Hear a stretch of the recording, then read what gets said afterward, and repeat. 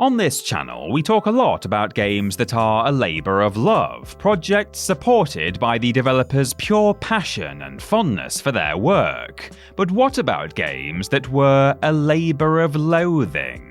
Yes, as much as we may like to think otherwise, making video games is a job just like any other. That means there are going to be lousy co-workers, insufferable bosses, unrealistic deadlines, and 100 other things that make us all dread going into the office. Except me though, I love my job, please don't fire me. Not every project can be a dream come true though, and some can be a downright nightmare for those saddled with the misfortune of having to work on them. The upside to this scenario, however, is that afterwards we get to hear those creators publicly dunk on the games that they made, which always makes for some very juicy reading. Or in this case, video watching. I'm Peter from TripleJump, and here are 10 games hated by their own developers. Number 10. Kudelka. Role-playing games are practically a science these days, or maybe they're maths actually. Either way, it seems the way to make a great RPG was figured out long ago. Hiroki Kikuta would say differently though. Beginning his career at Square as the composer for classics like Romancing Saga and Secret of Mana, Kikuta left to form his own studio, Saknoth, and to develop his own RPG. He'd grown tired of what he saw as a stagnating genre, and wanted to inject some fresh ideas into the mix, starting with Saknoth's first game, Kudelka, which would see him directing for the first time. Conceptualized as a real-time horror RPG, Kikuta had many new and radical ideas that would set Kudelka apart from its competitors. But Saknoth's staff, who were also former Square employees, were reluctant to stray from what was familiar, and frequently overrode Kikuta's wishes in favor of a more traditional RPG experience. Kikuta was so disappointed by the finished product, he ended up leaving his own studio after only a year. In retrospective interviews, Kikuta has stated he has many regrets about the development of Kudelka and wishes he'd enforced more of his own ideas on the project. Tragically, it seems this game ended up being a horror story for the man who most wanted to make it. Number 9. Fable. Among the many big personalities in the gaming development industry, Peter Molyneux is known for many things, being a founding father of Western gaming, helping pioneer the simulation genre, and, regrettably, for making promises he can't deliver on. Lies, some would call them lies. Never was this problem more egregious than in the Xbox-exclusive RPG, Fable, a game that Molyneux personally hyped up as a groundbreaking narrative experience where every choice a player makes would shape the story. The game was good, of course, but was a far cry from the kind of thing Molyneux had promised, and critics weren't quick to let that go. Neither was Molyneux, apparently. During the build-up to the launch of the game's sequel, Molyneux publicly trashed the first Fable, calling it a disappointment and apologizing for the unfulfilled promises it held. Fable 2 was, much like its predecessor, a very good game, but you wouldn't think so by the time Fable 3 rolled around, as Molyneux lambasted the second installment as well, labeling it a complete failure. One would hope that the third time was the charm, but not long after the final release of Fable 3, Molyneux said he was, quote, personally ashamed of that game as well, and vowed to never work with Microsoft again.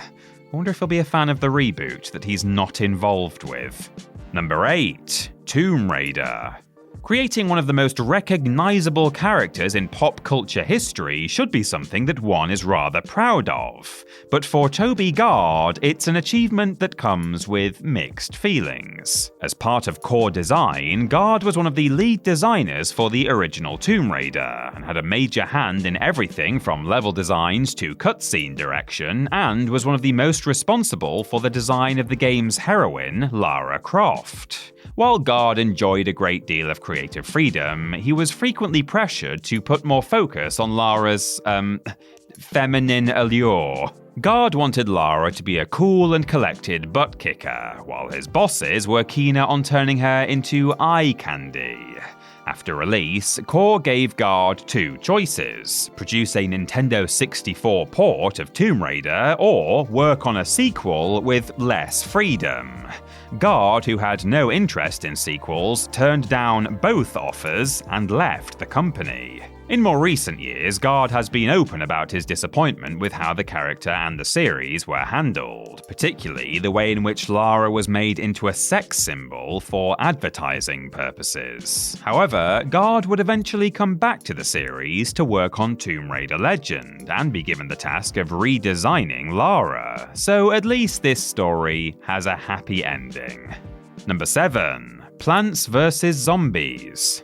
George Fan is a game designer with over 2 decades of experience and a body of work made up of games praised for their humor, fun, and addictive gameplay. The one that most know him for, however, is Plants vs. Zombies, a tower defense game where players fight off a zombie apocalypse through the power of gardening. The game was a smash hit and helped get Fan and his publisher PopCap Games noticed and eventually bought by Electronic Arts, who were keen to wring every bit of profit they could out of what they saw as a potentially lucrative franchise. In addition to porting the game to every platform they possibly could, EA also put a sequel into development. In contrast to its predecessor, Plants vs. Zombies 2 was only intended for mobile platforms. Upon learning that EA intended to monetize the game through a free-to-play model, Fan voiced his protests, begging the higher-ups to not fill his game with predatory microtransactions.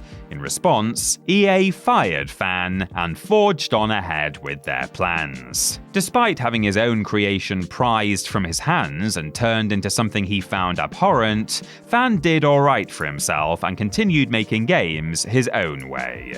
As for EA, well, let's just say you'll be hearing their name again on this list shortly. Number 6. Spec Ops: The Line.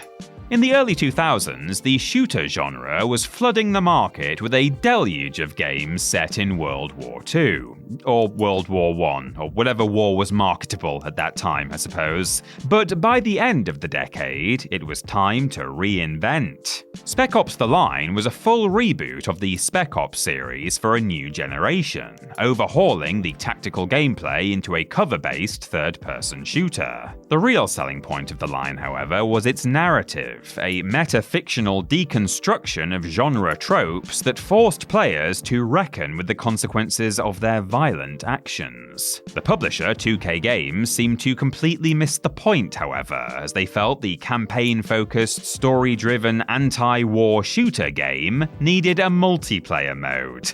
Obviously. The developers at Jaeger Studios, who felt strongly about their concept, refused to budge though, so instead 2K went behind their backs and outsourced the development of a multiplayer mode to another studio. Spec Ops: The Line got rave reviews, mostly for its aforementioned gripping story, but was criticized for the, oh, surprise surprise, unnecessary inclusion of multiplayer. Among the critics were Jaeger Studios themselves, with the game's own director lambasting the mode and decrying it as subtractive from the experience they'd worked so hard to craft. I suppose you could say that 2K really crossed the line with that move. Hey, high five.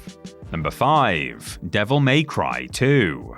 The first Devil May Cry is a bona fide classic in the action genre, and Devil May Cry 3 is even more beloved still. So why don't people talk much about the game in between? Devil May Cry 2 started production as the first game was wrapping up, with development being handed over to a new studio brought in from Capcom's arcade division. This was strike one against the game, as the new team was made up of newbies and fighting game veterans, none of whom had any familiarity with the game they were making a sequel to. Production was incredibly troubled, overseen by producers who were not fans of the original and often demanded sweeping last-minute changes. Hideaki Itsuno, who was brought in as a replacement director for the final 6 months, felt the assignment was a slap in the face and nearly chose to completely scrap the game out of spite. This turmoil was reflected in the finished product, universally regarded as inferior to the first game in every way, and the series quickly took a big step back to focus on prequels and reboots. To their credit, while the developers acknowledged their failings, they chose to take it as a challenge to improve as they moved forward with the series. And as we said before, they did just that with Devil May Cry 3. Good for them. Number 4. Shadows of the Damned. Conceived as the ultimate all-star team-up, Shadows of the Damned was an action game developed as a collaboration between Goichi Suda, aka Suda51, the mad genius behind games like No More Heroes and Killer 7, and Shinji Mikami, the creator of Resident Evil.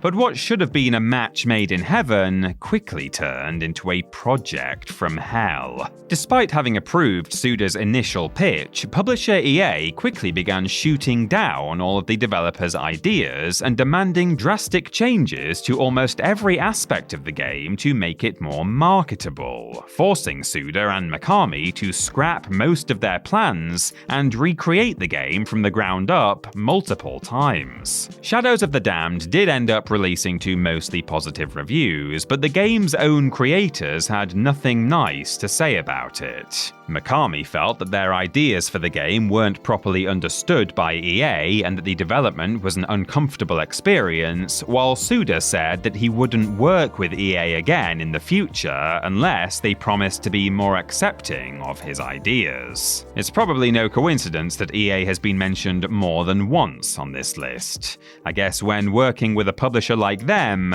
you're damned if you do, and damned if you don't. Number 3. Daikatana. John Romero is one of the more polarizing figures in the industry, with a reputation for being crass and braggadocious. But on the other hand, he literally helped create the shooter genre by developing games like Doom, Quake, and Wolfenstein, so he probably has a right to be a bit big-headed. Romero's first solo adventure, Daikatana, is historic for entirely different reasons, though. Intended to be a flagship title for his new studio, Daikatana was touted as a revolutionary game, but problems arose almost immediately.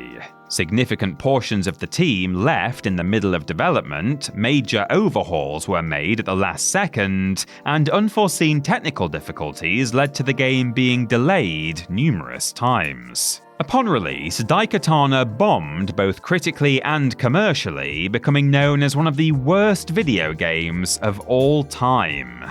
Equally notorious is the game's confrontational magazine ad, an idea that Romero had second thoughts about but was pressured into approving. In retrospective interviews, Romero has expressed many things he wishes he'd done differently with the project, saying that Daikatana and its infamous ad have become a permanent smear on his reputation in the gaming industry, but also laying most of the blame on a restrictive company culture and clashes with higher-ups. I suppose he'll just have to settle for creating 3 of the most influential shooters of all time instead of 4.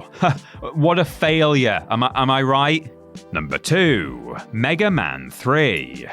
Mega Man is indisputably one of the most beloved mascots of the 80s gaming scene. He was in Captain N for crying out loud. Practically every game in that original series is a treasured classic, but some of their creators feel differently.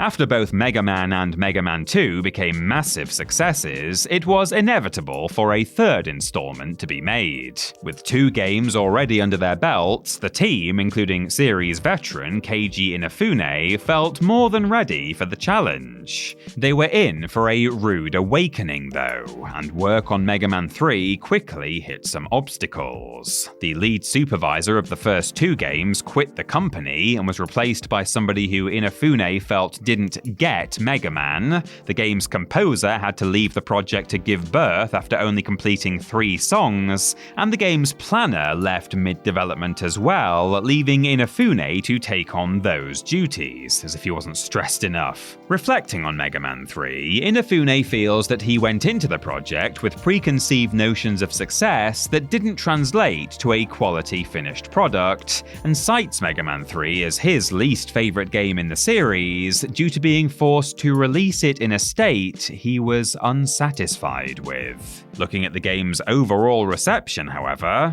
I think he's alone in that assessment. And number 1, Bubsy 2. Today we've seen creators who regretted an ill-conceived project or disowned their games entirely, but to despise a game so much that you physically mutilate its main character, well, that is a whole new level of hate. Bubsy in Claw's Encounters of the Third Kind was a passion project for director Michael Berlin, an attempt to create a mascot that could rival the likes of Mario and Sonic. Bubsy didn't quite hit that mark, but the game was so hyped up before launch that a sequel entered production right away. Berlin, unfortunately, was not a part of the team making that sequel. Lead designer duties for Bubsy 2 instead went to Cindy Kirkpatrick, previously a producer for the first game. Berlin did get a chance to visit the office and check up on development, but he probably wished he didn't. According to Berlin, Kirkpatrick and her staff hated Bubsy with such a burning passion that they had stabbed Bubsy plushies with pencils and hung them from nooses around the office. After hearing that, it's little surprise that the sequel fared worse than the original, or that Berlin publicly bashed the product, or that Kirkpatrick seemingly left not just the studio, but the gaming industry as a whole upon completion of Bubsy 2. And Bubsy himself? Well, he would of course go on to star in Bubsy 3D. So in the end, absolutely nobody won here.